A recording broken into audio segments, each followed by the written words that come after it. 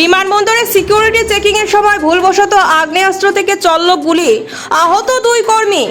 বারাণসী বিমানবন্দরে মুম্বাইগামী যাত্রীর পিস্তল থেকে আচমকাই গুলি, চাঞ্চল্য ছড়িয়েছে।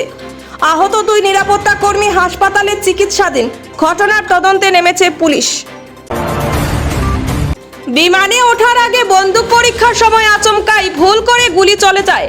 এতে গুরুতর জখম হয়েছেন বিমানবন্দরের 2 নিরাপত্তা কর্মী। রবিবার সকাল 9:30 নাগাদ বারাণসী বিমানবন্দরে এই দুর্ঘটনাটি ঘটে। পুলিশ জানিয়েছে, ওই যাত্রী তার স্ত্রীকে নিয়ে এয়ার ইন্ডিয়া এক্সপ্রেসের বিমানে মুম্বাই যাচ্ছিলেন। বিমানে ওঠার আগে তিনি নিজেই জানান যে তার কাছে বন্দুক রয়েছে। এরপর নিয়ম মেনে যখন নিরাপত্তা বিভাগে সেই বন্দুকটি পরীক্ষা করা হচ্ছিল, ঠিক তখনই হুট করে একটি গুলি ফুটে যায়। গুলি লেগে বিমানবন্দরের 2 কর্মী আহত হন। ঘটনার পর বিমানবন্দরের হইচই পড়ে যায়। আহত 2 জনকে দ্রুত চিকিৎসার জন্য কাছের নিউ লক্ষ্মী ট্রমা সেন্টারে নিয়ে যাওয়া হয়।